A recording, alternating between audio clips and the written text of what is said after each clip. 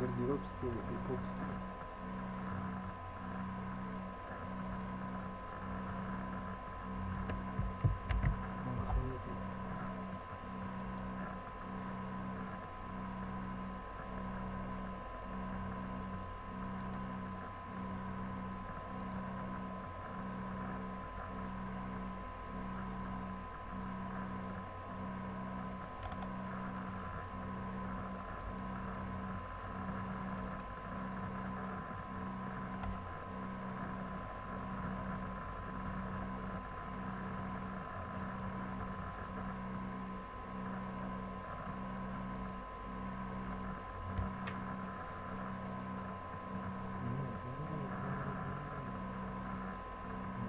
Есть хочу я. Сладкое, конечно, сахар хочу. Ягоды хочу я, сладкое. Нужно с сахаром тогда.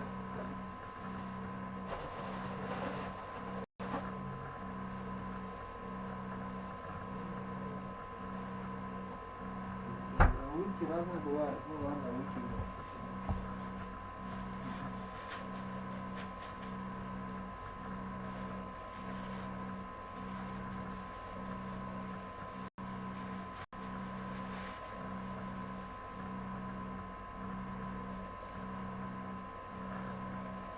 Слишком много всего.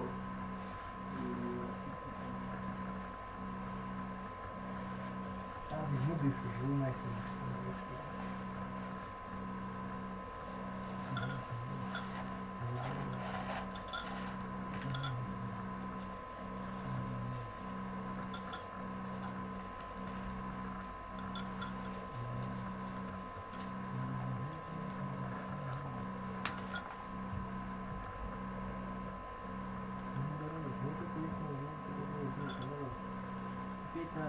Петь надо. Петь, ну нет. Петь надо, петь. Нет, Петька. Что видно?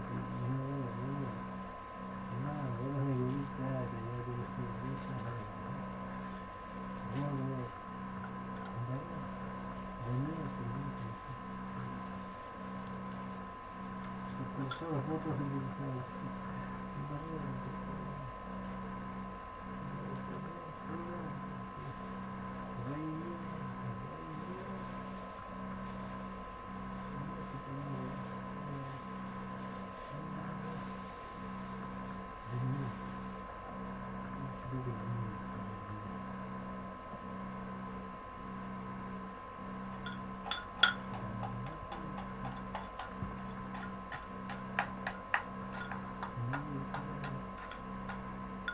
ерга. Похоже. Тоже ничего. Ах, мать. Ничего, да, плохо ко мне относитесь. Батарея совсем долго. Ну такая уж.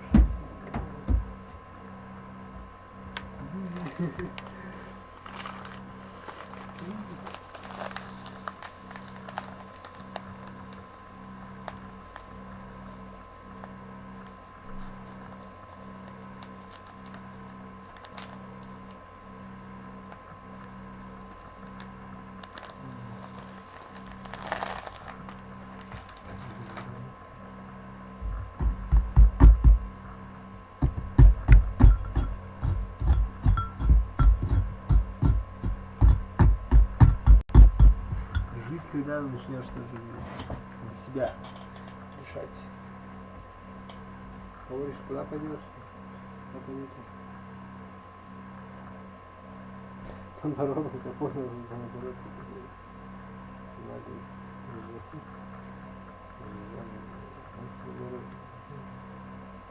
Это интересно, кстати, что с людьми происходит в этом периоде. Моя версия такая, да, понимаю. Куда ты денешь, правда?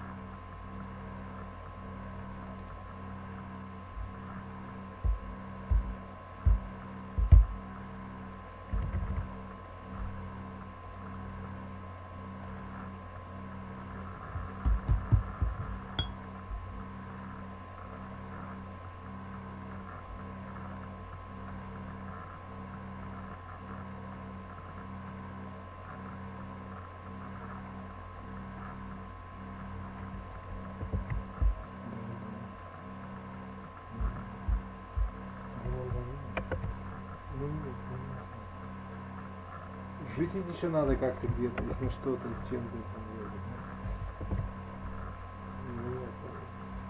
Ну, допустим, даже как бы, да.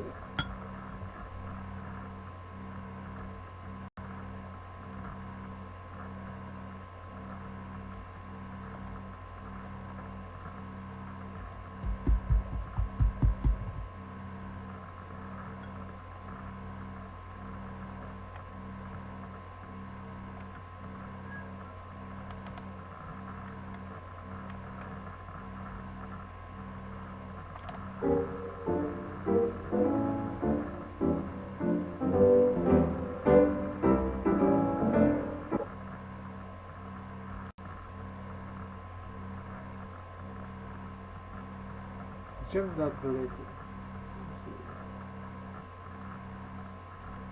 Лучше не надо туда писать, да, это да. Нету такого, понимаешь, как ты объяснишь, что... Да.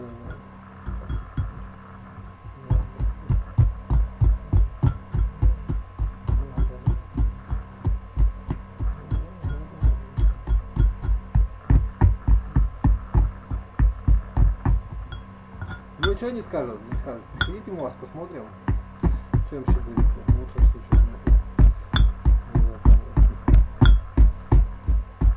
Ну посмотрели, ну ладно, я пришел. Туда-сюда раскатался, посмотрели на меня, и что дальше?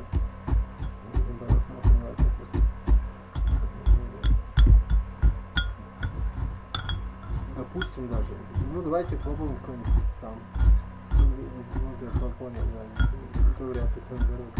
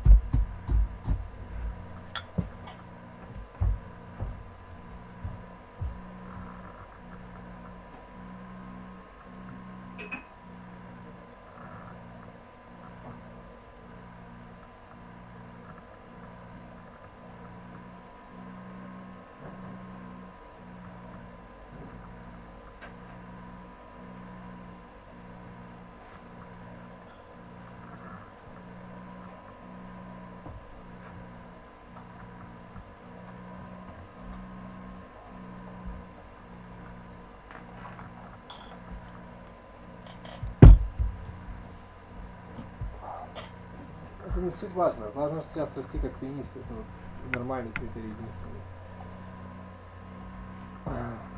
Ну да.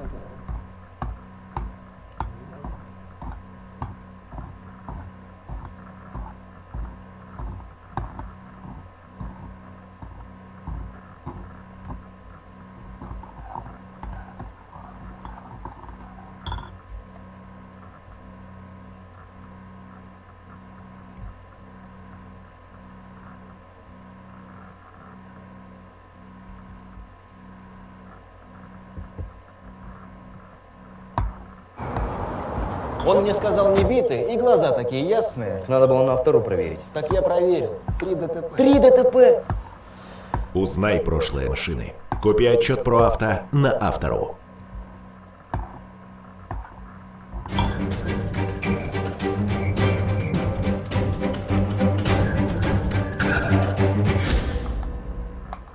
I was staring at my screen the other day, waiting for inspiration to strike.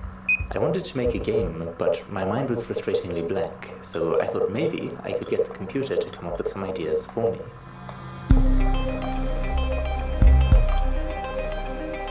I began by creating a list of possible characters, like celebrity, scientist, rock star, professor, and so on, to be the heroes and villains of the game. I then listed some character descriptions to add a bit of flavor, as well as some genres, themes, and goals. As I went along, I began developing a simple syntax for certain things. For example, comma-separated entries inside square brackets represents a list of options to be picked from randomly, or if I say square and flavor, as well as some genres, themes, and goals. As I went along, I began developing a simple syntax for certain things. For example, comma-separated entries inside square brackets represents a list of options to be picked from randomly, or if I say defeat at character, that indicates that a random character should be generated in its place. In total, I ended up with these 15 categories and spent not a small amount of time filling each out with a bunch of entries. The most important category is the templates, which determine the different ways that elements can be joined together to form a sentence. To complete these templates, I have some code which first reads the contents of each category into a dictionary and then picks a random template and fills in the tags. So, for example, the character tag gets replaced with a call to the generate character function, which just picks a random character and also has a chance of adding a description to it and of turning the character into a group of characters for some variety. So say we start with this captivating template, a mood game about theme, set setting, where you play as character goal. Let's see what this turns into if I let it run.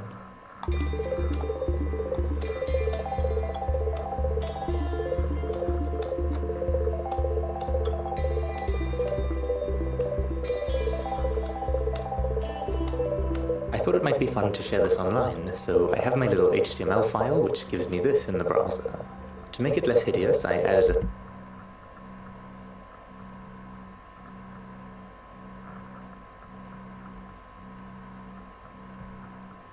style sheet and started searching how to write CSS, because I've actually never done this before. With a little bit of trial and error, I was able to get it looking how I wanted. I think I'm ready to launch my web development career. One thing that was annoying me though was being able to select the text on the generate button, so I looked up how to disable that. The answer was nice and easy, you just add this line. Unless the browser is Safari, then you have to write it like this. It's a touch different on iOS, and also on old versions of Firefox, and Internet Explorer, and Edge. I think my web development career ends here. The last step was finding somewhere to host this, and I came across GitHub Pages, which was nice and easy. I just had to create a repository called username.github.io containing my files, and it was up. So, if you're ever in need of some mostly terrible game ideas, I've got you covered. After clicking through a bunch of rubbish, I came across a prompt where you play as a bunch of ghosts who take up beekeeping so that they can have an endless supply of honey to put on their pizza. I thought it was kind of funny, beekeeping, so that they can have an endless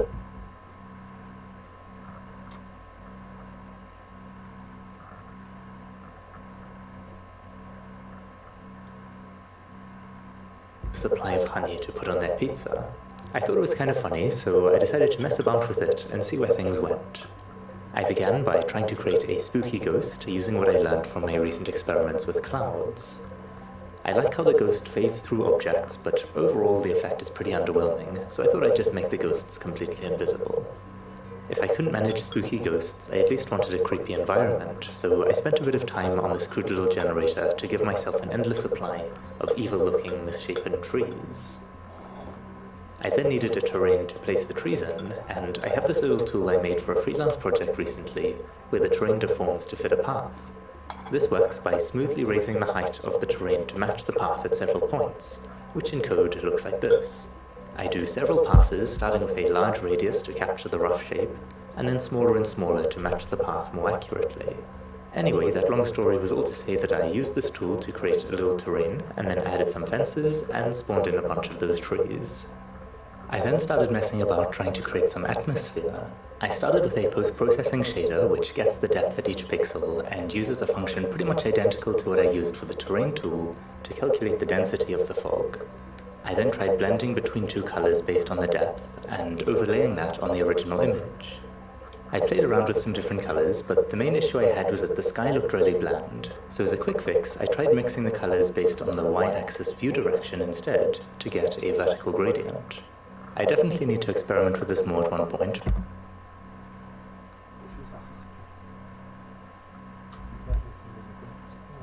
Что со мной вообще не так? Да?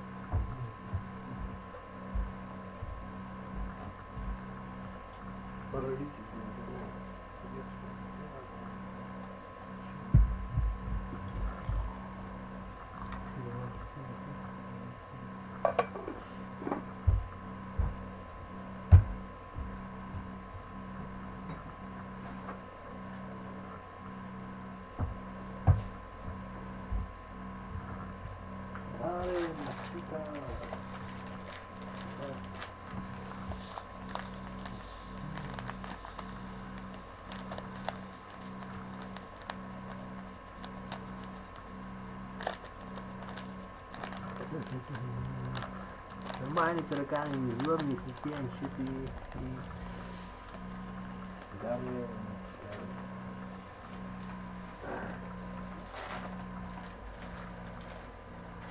Деревья, природа, знаешь, такая коллекция.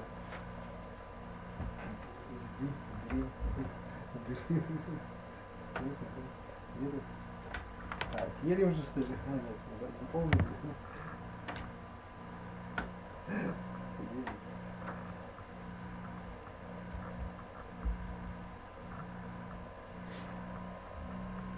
Вот что я делаю. Спячку. Что такое? Нет, это любой момент можно отменить. Что мне нравится в этой жизни, понимаешь, что в любой момент можешь. Да, но если ты вот нажрался, в смысле бухла там или что-то, так просто не отменишь. Да. Это мне нравится.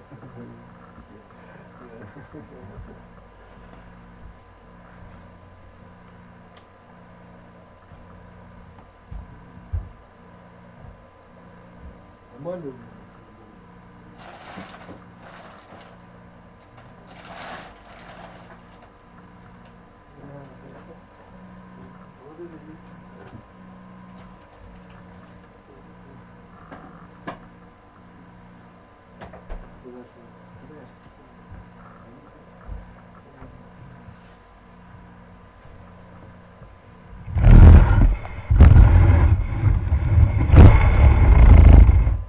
Сейчас бы, знаешь, бананов там, не знаю, яблок.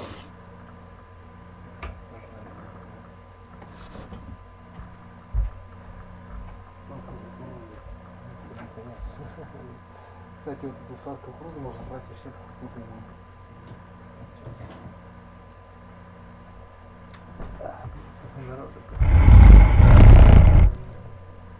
But I think it looks okay for now. Ghosts can of course fly through stuff, but it looks gross when you do that because the geometry just gets cut away. I first tried making a transparent shader which fades the alpha as the camera approaches an object. This works great, but transparency is tricky because things need to be drawn from furthest to closest to overlay them properly. It's too slow to sort every pixel by depth though, so the sorting is just done based on the center of each object, which can be troublesome. To avoid these headaches, I decided to try out a technique I've read about called stippling. How it works is we first create a matrix representing threshold values of a 4x4 block of pixels. We then calculate the coordinate of the current pixel and use it to get the corresponding threshold from the matrix. Finally, if the threshold is greater than the current alpha value, we don't draw the pixel. So the result of this is these possible states, where in each 4x4 block of pixels we can have just one pixel missing, all the way up to 15 of the 16 pixels missing. So this is a sort of stylized way, I guess, of having objects fade in and out without having to use actual transparency. Here's the effect in the game world. I'm not sure how well this will actually show up in the video. I think it looks a little odd, but definitely a big improvement over just cutting the mesh. So this is a sort of stylized way, I guess, of fitting each 4x4 block of pixel.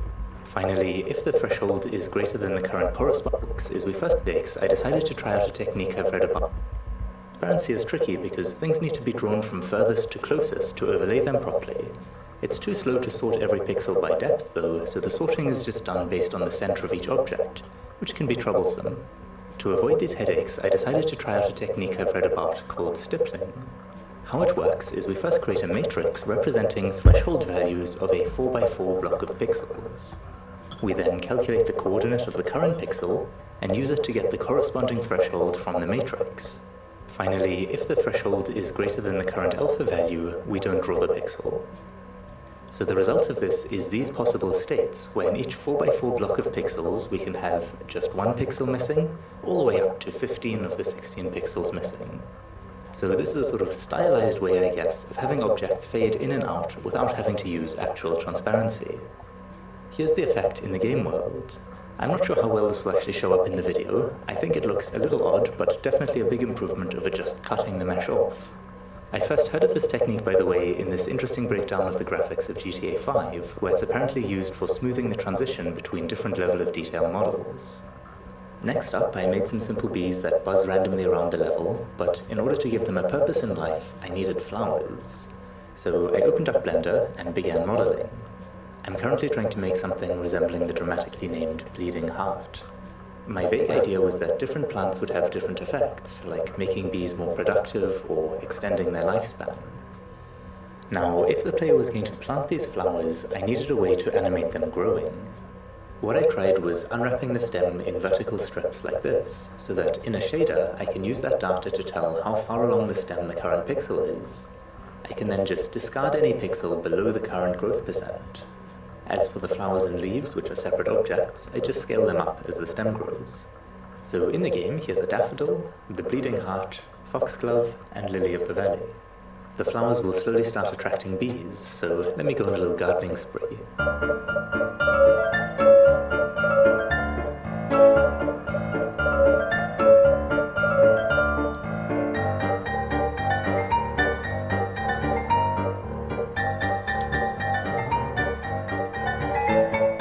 So if I descend back to ground level, you can see some bees buzzing about. The behavior is a little wonky at the moment, and their flight doesn't look terribly bee-like, so that's something I need to work on still. In case you're wondering about the colors though, yellow means that the bee is exploring, red means it's heading towards a flower, and blue means it's actually interacting with it. When they're planted, flowers are grouped into cells like this, which speeds up the code for letting a bee locate one that's nearby, because the bee can just pick one at random from the cell it's currently in. Once I'd done this, I started thinking about how the player would actually obtain the seeds, and came to the logical conclusion that you'd have to kill giant spiders and trade their souls with the friendly skeleton gardener. So, I began trying to create a little walking system for the spiders. Essentially, how this works is each leg has an ideal resting position, and once it gets too far away from that, it takes a step forward. With a little work, I expanded the system to 8 legs to make this horrifying spider. The advantage, of course, with this kind of animation through programming is that the creature can adapt to the terrain and not just look like it's gliding over it. Now, admittedly, my result is quite janky looking, but I still think it's kinda cool. I'm not going to go over the code for this now, both because it's some of the most horrendous code ever written, and also because I'd like to experiment more and explore the topic of procedural animation in its own episode. Anyway, I now have spiders creeping about, which brings us back to...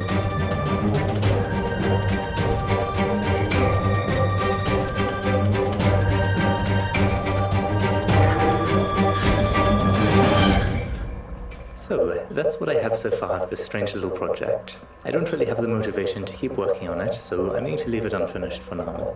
But I've learned a bunch of little things along the way, and it sparked ideas for future experiments, so I think it was a worthwhile project, despite my failure to see it through to the end.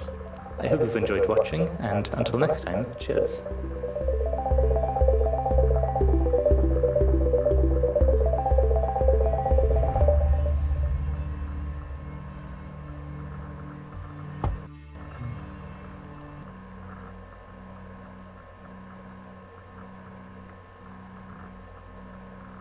Заметил, как интересно, да? Вообще просто, ну да. Так сами. Свет.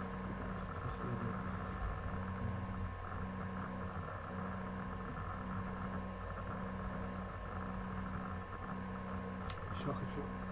Что со мной не так?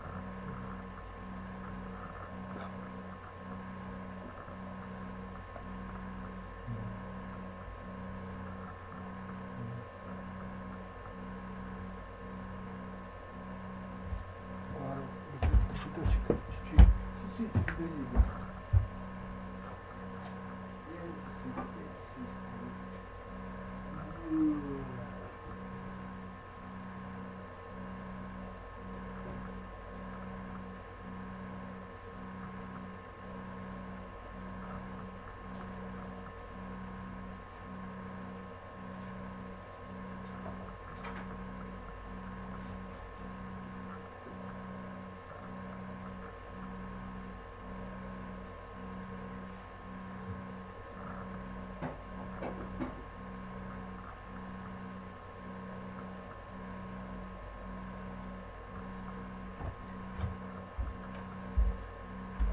Мне один человек рассказывал,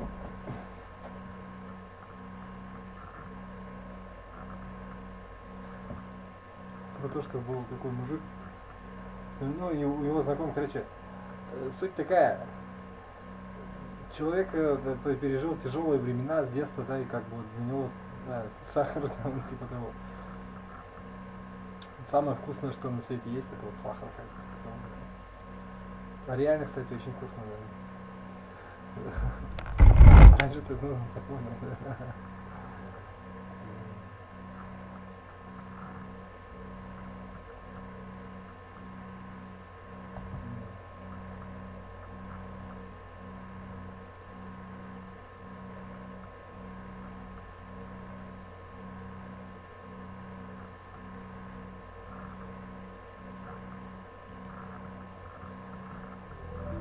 Hi everyone, in this episode of Coding Adventures, I'd like to play around with some boids. This rather strange term is what Craig Reynolds uses to describe bird-like objects that run flocks, herds, and schools. So once I'd read through that, I created some little flying triangles to represent these creatures. To do anything interesting though, they were going to need an awareness of their surroundings, so I'll highlight one of them to be our subject of study. This boid should be able to sense the others inside this circle, which is its radius of vision. We can also define a view angle so that it can't see directly behind itself. Now, the paper describes 3 rules that determine the behavior of each boid. Rule number 1 is to steer away from any nearby boids to hopefully avoid crashing into them. So, with this rule enabled, you can see them fairly successfully dodging and swerving to avoid one another. Next, rule number 2 tells them to steer to move in the same direction as nearby boids. This alignment also helps them to avoid bumping into one another, and of course makes them behave more like an actual flock of birds. Finally, rule number 3. This rule is to steer towards the center of any nearby boids. By itself, this can cause them to form little swirling patterns, but let me now add the other rules back in. Suddenly, the boids are trying to not crash into one another, while also simultaneously trying to align directions and sort of jostle for position at the center of their flockmates.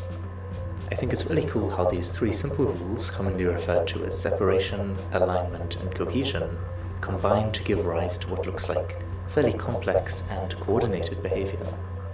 These rules can also be applied to a 3-dimensional world. Currently, the boids are just transported to the other side of the cube when they hit a wall, but I wanted them to instead avoid the walls as well as any other obstacles that there might be. My idea was to simply cast rays out at increasing angles until a clear path is found. To apply this to 3 dimensions, I needed a good way of generating points on a sphere, and after surfing the web a little, I found an approach where we first generate points inside a disk. So I start with a loop for the number of points I want, and inside there define a distance which will just go from 0 to 1 over the course of the loop. I'll then have an angle, and each iteration that'll turn some fraction of a circle. The distance and the angle can then be used to calculate a point, so I'll have x is equal to distance times the cosine of the angle, and y is equal to distance times the sine of the angle, and then I'll plot that point. So initially, all the points are just in a straight line, but as the turn fraction increases, we can start to see the spiral forming. We can play around with different values. For example, at 0.5 we get 2 ends, which makes sense since we're making a half turn each iteration, and these sort of wrap around each other as the turn fraction increases. To get a good distribution of points, we want to avoid any of them lining up, and so we should use a nice irrational number as the turn fraction. What's recommended in particular is the golden ratio. In case like me you only have vague recollections of what that is, essentially say you have a line segment called A and another shorter segment called B. When the length of both segments together, divided by the length of the long segment, is equal to the long one divided by the short one, that's the golden ratio, represented by this very fancy symbol phi. If we then do some maths, we can find that the positive solution to this equation is 1 plus the square root of 5 over 2, or about 1.618. So let's plug that in as the turn fraction, and as you can see, this gives us a really nice distribution of points. I wanted to play around with this some more because I think it looks kind of interesting. So I added some code for highlighting every nth point by checking if I plus some offset mod the highlight value is equal to 0. So here we can see what it looks like with every second point highlighted, every third point, and so on. Now, I know people have been talking about sunflowers and the Fibonacci sequence for ages, but I've never paid much attention to what the connection actually is. So in case you're also a little late to the party, what we can do is list the first few numbers in the Fibonacci sequence over here, and I'll now highlight every 34th point, or seed, in the case of a sunflower. This shows a curve coming from the edge of the disk to the center. If I add an offset of 13, we hop over to the next curve.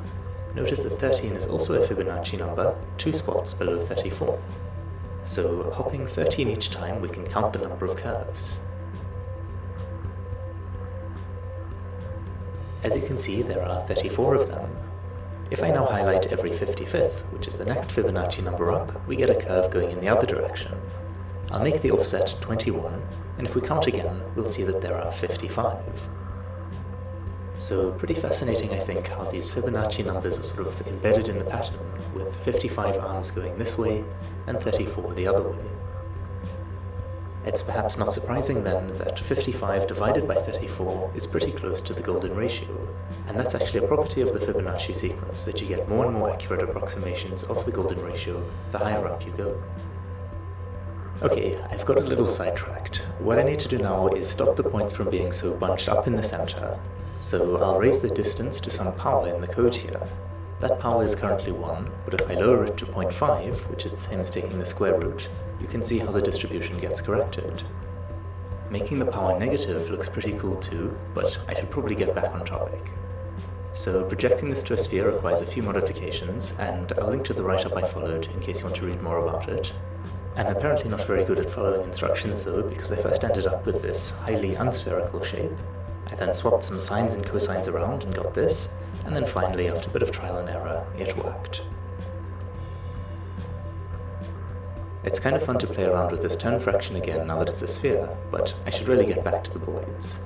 So I can now specify the number of collision rays along with the view angle, and this generates an array of vectors once at the start. The voids then have a function that uses this array to perform collision checks at increasing angles from their own forward direction until an unobstructed direction is found. I tried testing this with a single void, moving a block around to block its path, and it seemed to work pretty well. I then let a bunch of them fly around an empty room to see how this new obstacle avoidance force would interact with their existing separation, alignment, and cohesion forces, and it seemed like they were still behaving quite nicely. Another thing I experimented with was adding a targeting force so that they'd try fly towards the sphere as I moved it around. Finally, I wanted to test the obstacle avoidance in a more elaborate setup, so I created a little course with an arch and some hoops, and let the voids fly loose in there.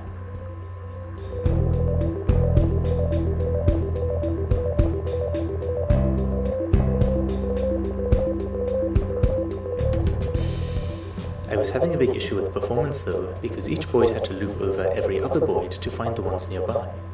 So I spent a while creating a spatial partitioning scheme where each void is placed into a cell based on its position. Voids then only need to worry about the other voids in neighboring cells. while this did help a lot, I found it was actually faster to just do the crude loop over all voids, but inside a compute shader, so that it could be done in parallel. Of course, combining the partitioning with the shader would be way faster, but I'm going to need to learn some more before I'm ready to tackle that. Now, a little while back I made this underwater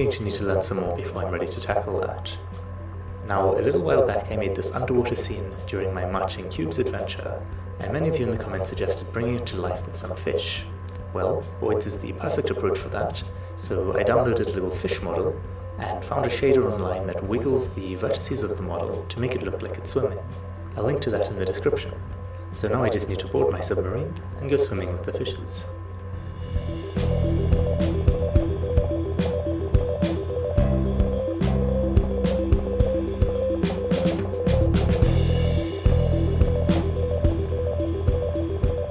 Alright, that's everything for this coding adventure. Thanks for watching. Cheers.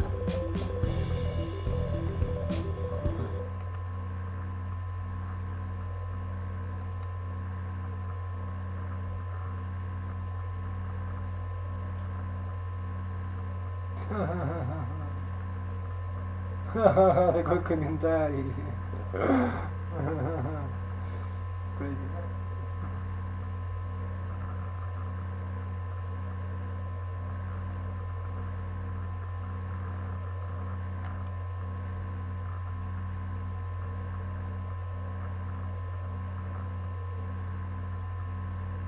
Код.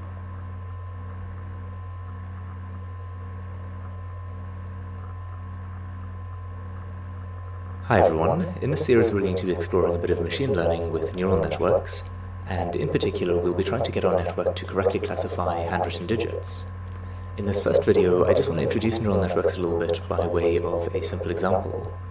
Imagine we have two types of plants, one with red flowers, one with purple flowers, and one day we decide to measure the width and length of some of their petals. I'll call these two attributes x1 and x2 for short.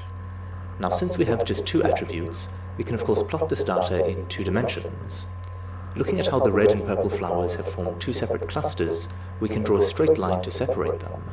This is called the decision boundary, and if we get some new data, and it lies on one side of the boundary, we'd predict that it belongs to a red flower, while on the other side we'd predict it belongs to a purple flower. This decision boundary is essentially what we want our neural network to compute. So let's start designing a simple network. It will have 2 input neurons for the 2 attributes, and then 2 output neurons to output the likelihood of the flower being red or purple respectively. We can then connect the first output neuron to the 2 input neurons, and the strength or weight of these connections will be the values W1 and W2. So then R, the likelihood of a flower being red, is given by the equation x1 times W1 plus x2 times W2. We can then also connect the second output neuron to the 2 input neurons to calculate P, which is equal to x1 times W3 plus x2 times W4. Returning to the graph, I'll color the region where R is greater than P in red, and where P is greater than R in purple. As you can see, the weight parameters control the slope of the decision boundary. In order to properly separate the red flowers from the purple flowers, though, the boundary needs to be able to shift vertically. Let's go back to our network design quickly and add a bias term to each of the output neurons. We can see that the biases and the weights together give us enough control over the decision boundary to separate the data. However, there's one huge limitation at the moment, which is that our boundary is always a straight line. That's fine for this particular dataset, but let me now swap this out for something that can't be separated linearly. Clearly we're going to need a more complex network for this. So returning to our design, let's insert a new layer called the hidden layer. We can connect the first hidden neuron to the input layer to get a value which I'll call A1 equal to x1 times W1 plus x2 times W2 plus B1, which is of course our old red output value. We can do the same thing for the remaining 2 hidden neurons to get A2 and A3. Next, we'll connect the first output neuron to the hidden layer, and this will give us an output of A1 times W7 plus A2 times W8 plus A3 times W9 plus B4, and we'll do the same thing for the second output neuron as well. Back to the graph, I now have a lot more weight and bias sliders to play with, but dishearteningly I can still only make straight lines. This is because all we're doing with our network is adding together a bunch of linear equations.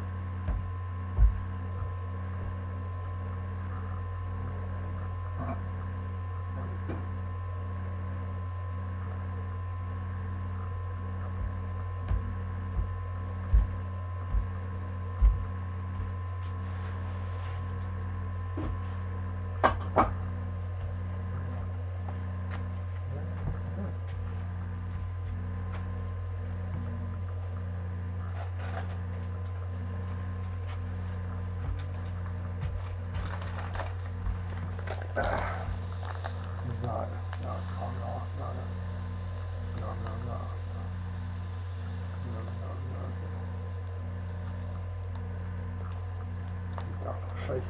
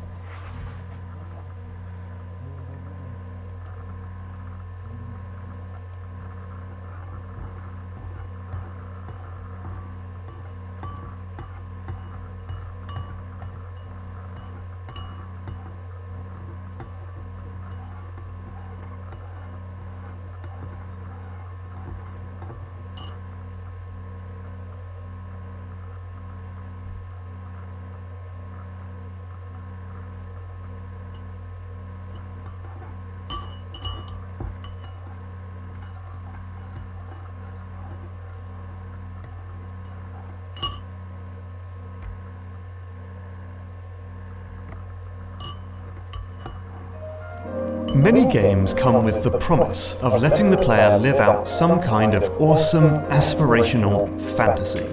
Maybe that's to become a comic book superhero. Perhaps it's the opportunity to wield a lightsaber, or become the member of a secretive assassin's guild, to be a rock god, a samurai, a rally car driver, or a no-nonsense yakuza. And from my experience, a rally car driver or a no-nonsense yakuza. And from my experience of playing this sort of game, it feels like there's two distinctly different ways of delivering this fantasy. The first way is to simply give the fantasy to the player, easily and immediately, which is something we see in a number of recent superhero games. In the Batman Arkham games, the free-flow combat system makes it effortless to beat up baddies. And in Spider-Man, we don't need a lengthy tutorial to swing around the city with ease and grace. This is usually achieved by providing the sensation of being powerful, which happens through simple inputs that get translated into big, flashy animations, cinematic set pieces with pop-up buttons, lenient systems that subtly fix your mistakes, magnetic snapping towards enemies, big, obvious indicators that tell you when to counter, dopey AI that waits patiently to attack, and so on. These games work really hard to make you feel awesome by translating your simple intentions into impressive feats on screen. Troy Skinner, producer at Batman publisher WB Games, explains it like this. When people come in, they spam the punch in the face button. A lot of games you get punished for that. That makes you look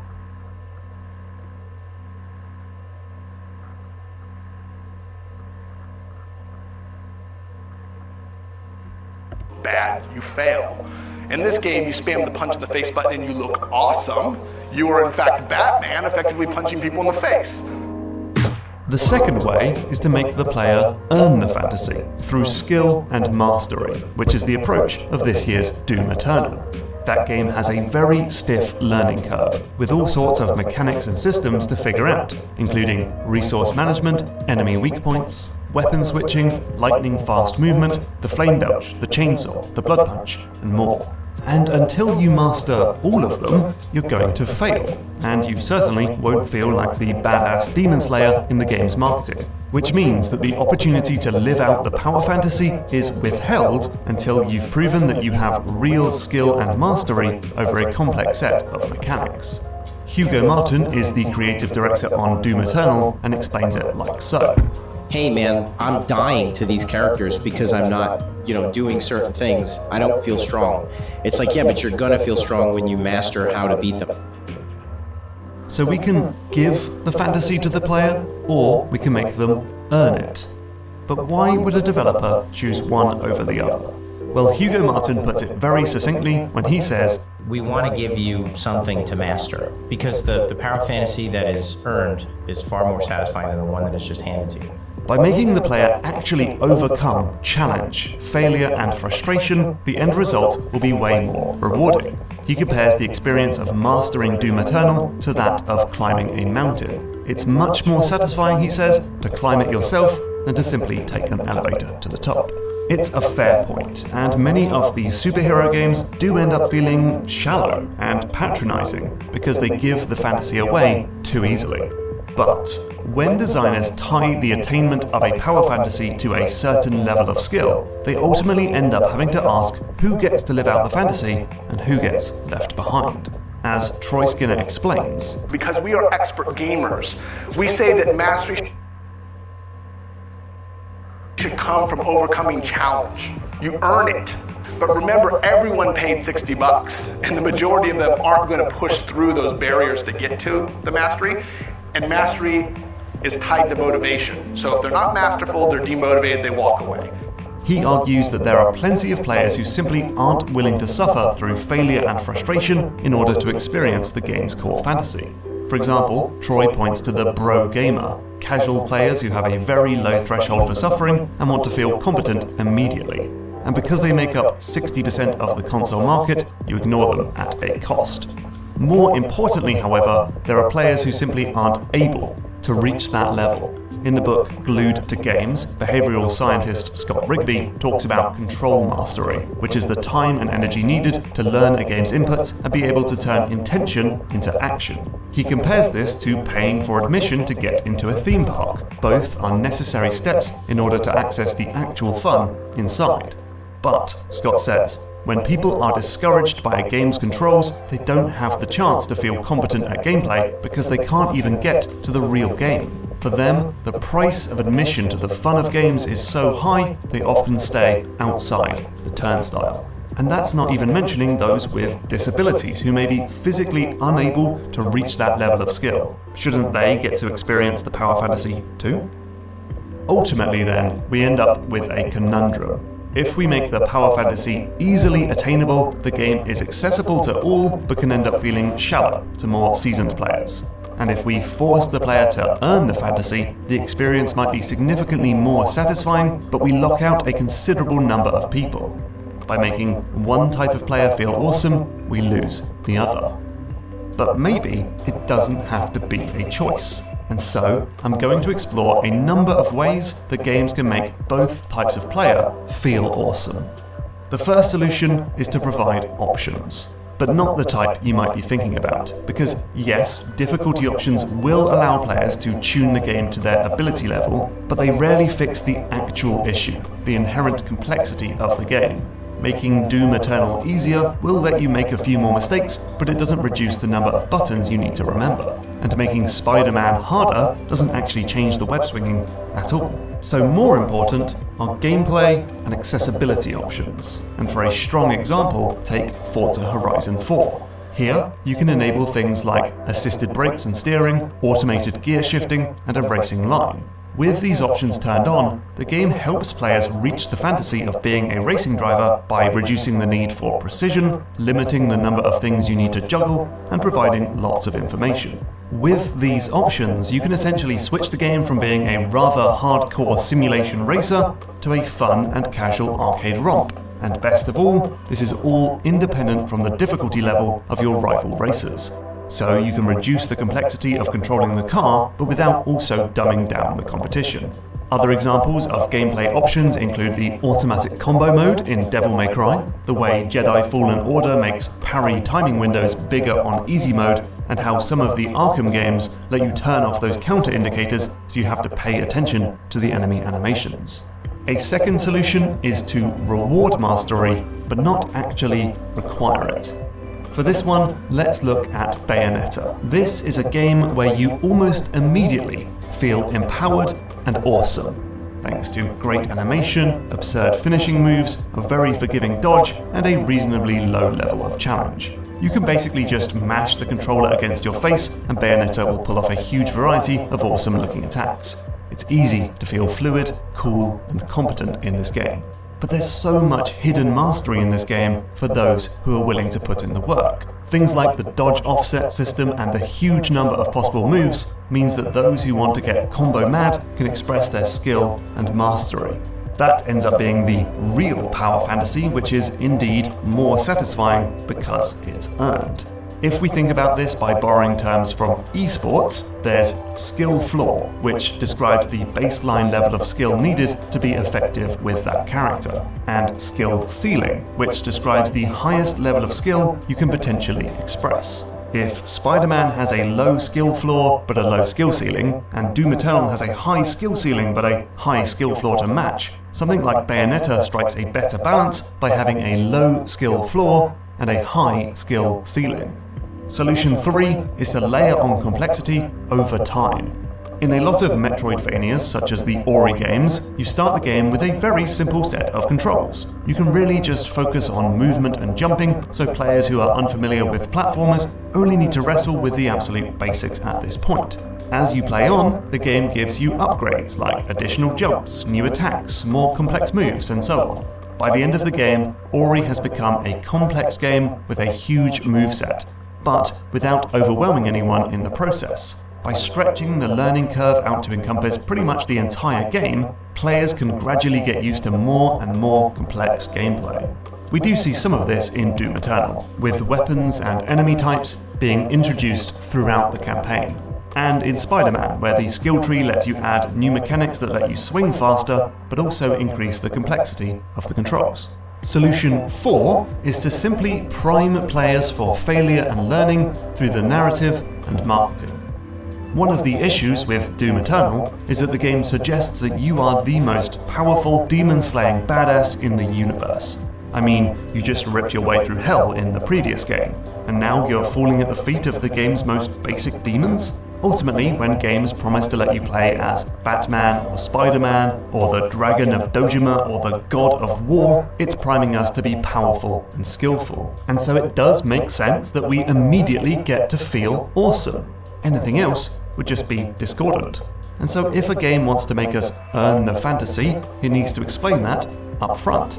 A good example of this is Skate, a skateboard simulation game with a significant learning curve just to do a kickflip. But it doesn't suggest that you'll immediately start playing as a pro skater. Instead, you're just a lowly amateur trying to get their photo on the 37th page of a magazine. The game's narrative, which is about slowly becoming more successful as a skater, neatly mirrors the game's challenging learning curve. And finally, solution 5 is to provide multiple ways to win. I've been playing a lot of Hades lately, and in each run of this mythological roguelite, you pick a weapon, perhaps a sword or maybe a bow and arrow. Some of these weapons are far easier to use than others. The shield, for example, lets you absorb enemy attacks and play in a very defensive and reactionary manner, whereas the fists force you to get up close and personal with your enemies, which puts you at a significant risk. By having different ways to succeed, players can gravitate towards the weapon, the character, or the build that works for them.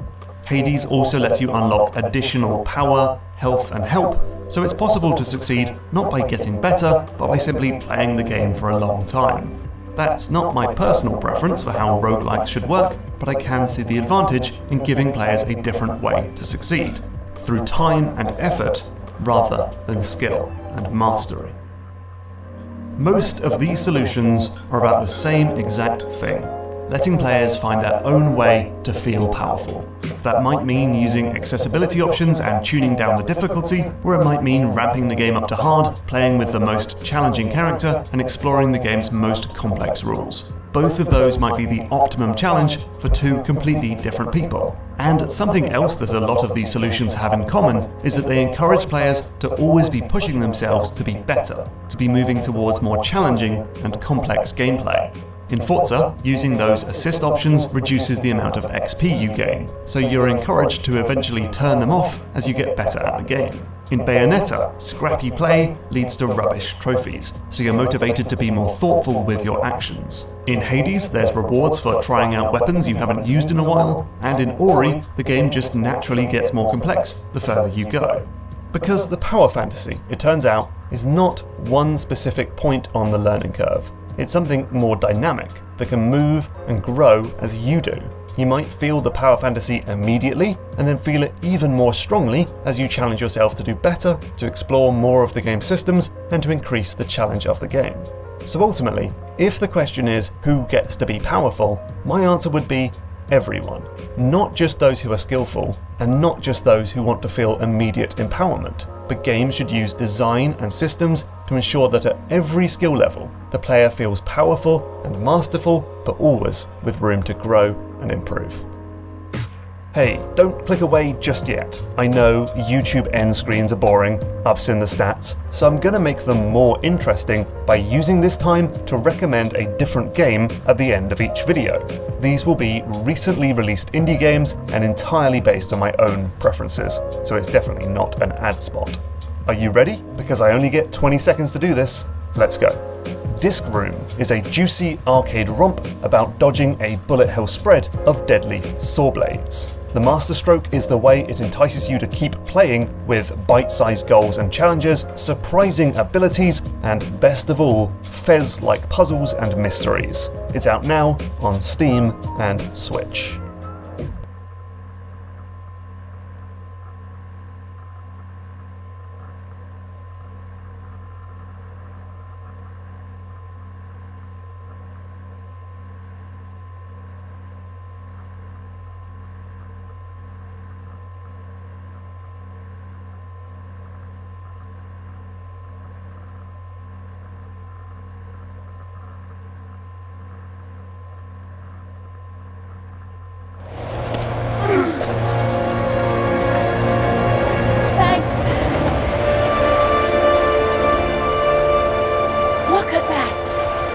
Amazing.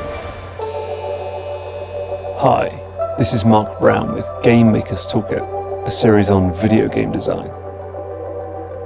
The year is 1996. You're playing Tomb Raider on PlayStation and you need to jump between two platforms. What do? Well, first you have to line up the jump by walking to the edge. Then you have to give yourself a run-up. You then sprint to the edge of the platform and hold the jump button, knowing that Lara will leap after exactly 2 more steps. Then, in mid-air, you have to hold a different button to reach out and grab the other platform.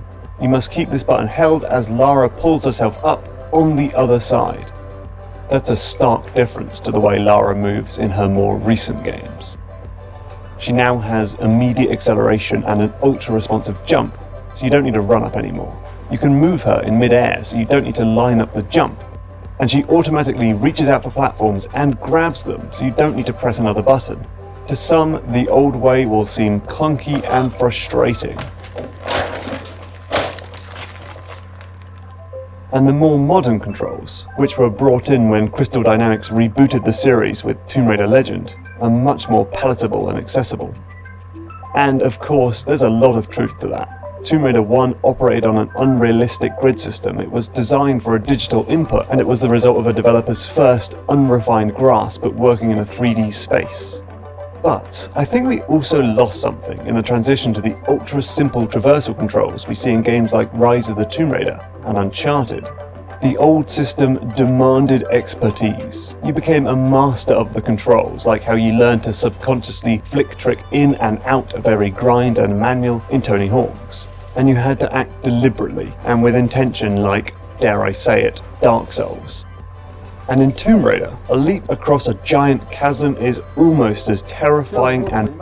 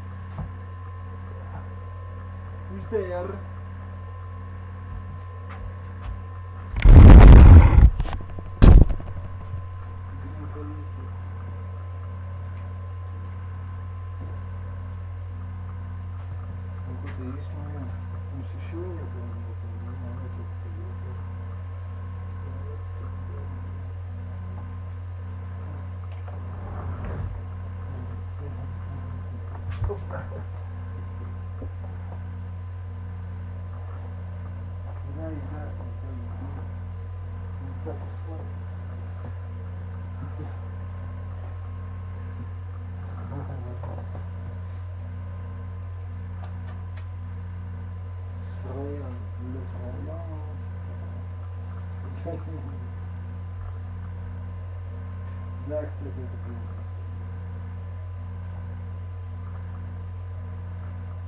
Какая жизнь.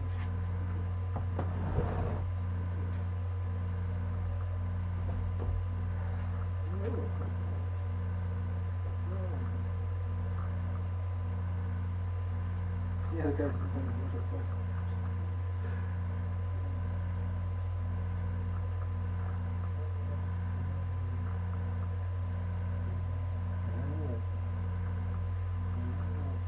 уже смешно же это было, ничего не было, не весело, не было.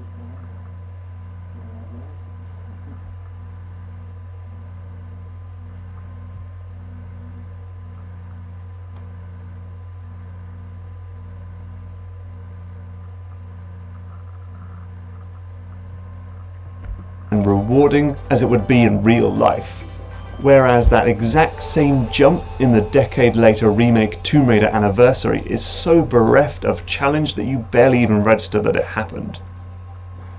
The slow decline of mechanical sophistication in Tomb Raider's traversal, from adding annoying automated movements like monkey bars to removing the need to hold grab to removing the need for a run-up, looks even worse when you compare it to the way the franchise's combat has evolved.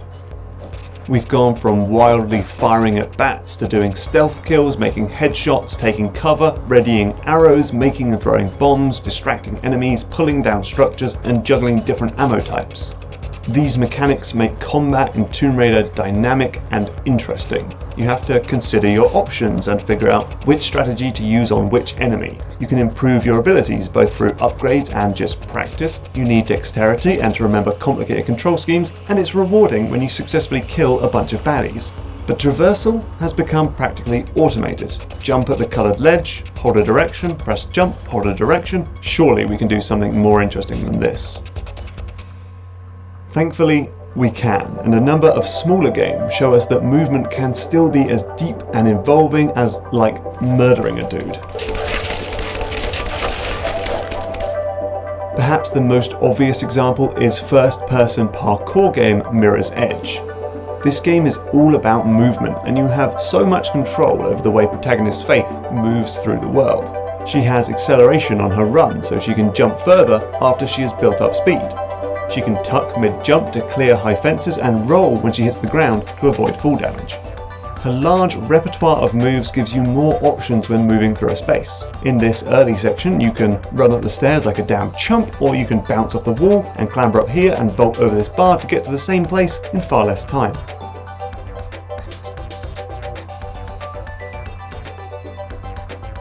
For the most part, the Assassin's Creed games heavily automate movement. In the most recent entry, Syndicate, you don't even need to climb up buildings anymore, as Evie Fry essentially pinched Batman's grappling hook from Arkham City. And away we go. Look at that! Straight to the top, baby! But I'd be remiss not to point out the grasp mechanic in Assassin's Creed 2. While in mid-air, Ezio can reach an arm out mid-jump to snatch at nearby ledges and ropes to avoid a nasty drop or to take an alternative route. Experienced players can use this to give themselves more control when exploring the city's rooftops.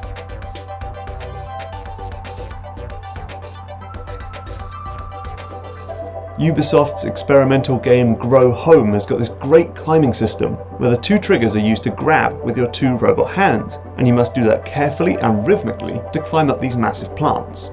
As you get higher and nervously wobble along these thin branches, it gets genuinely quite tense. Compare that to climbing this massive tower in Tomb Raider 2013, which you heroically scale by holding up on the analog stick. Lara might look terrified, but trust me, you won't be. One of the reasons Grow Home works is because Hero BUD is animated in real time instead of using pre-canned animations. And that's the secret behind the mad flash game GURP too.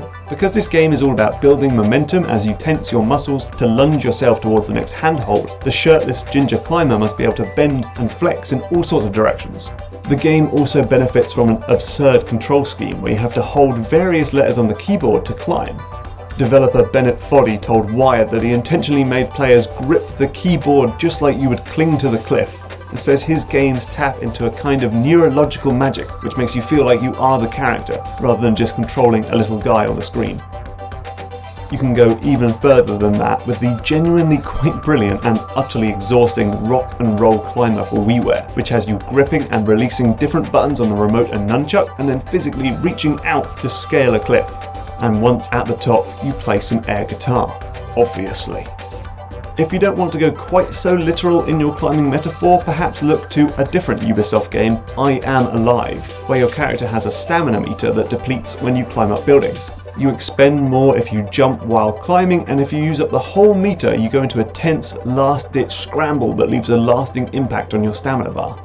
This, like the grip meter in Shadow of the Colossus, makes you think more carefully about how you'll approach climbing in the game.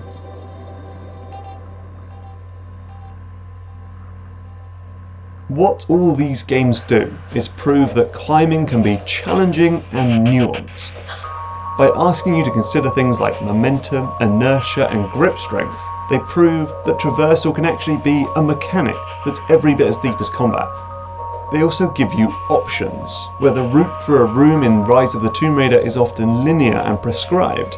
These games ask you whether you want to take the slow and easy route or the fast and dangerous one, and provide a tangible sense of reward when you pull off the tricky combination of moves and perfectly timed button presses that the hard road requires.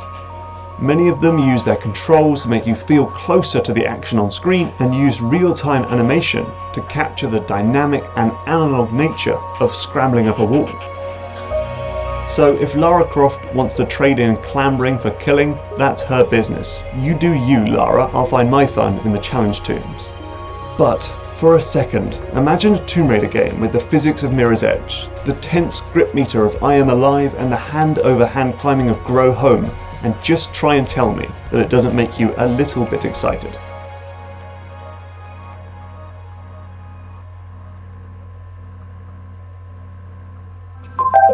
Thanks for watching. What's your favourite game about climbing, traversal or parkour? Let us know in the comments below. Also, please like the episode, subscribe on YouTube and consider contributing through Patreon.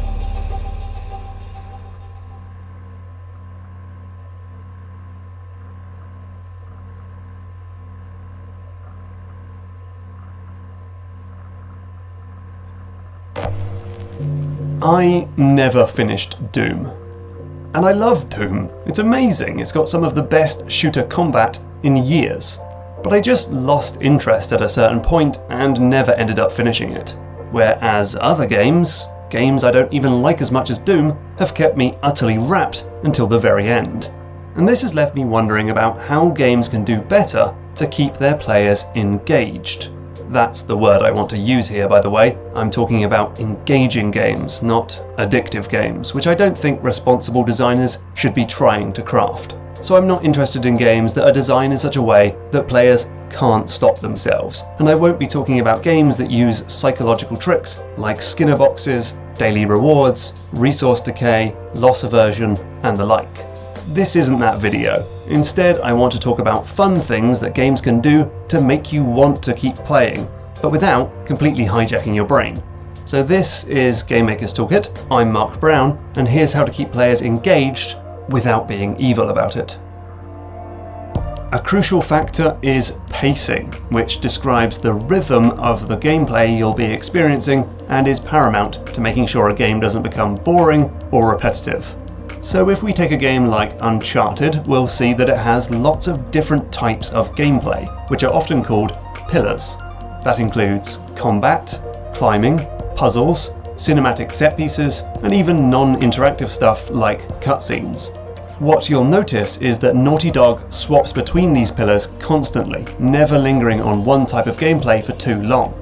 And what that means is as soon as you start to get bored of, say, shooting enemies, the game will switch to something else entirely and hopefully regain your attention.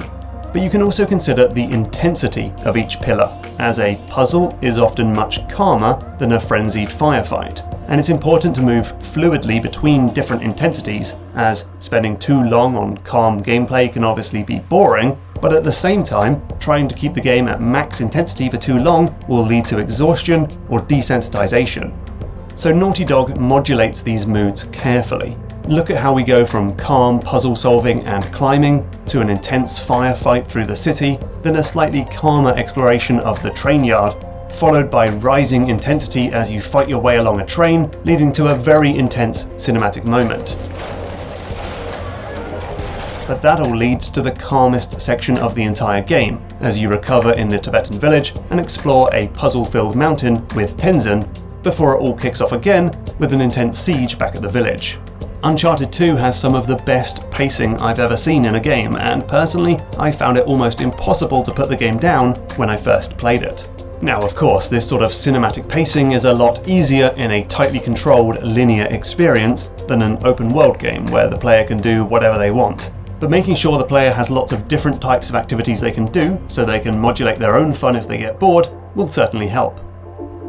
Pacing is not just about how well the developer juggles its gameplay pillars, but also how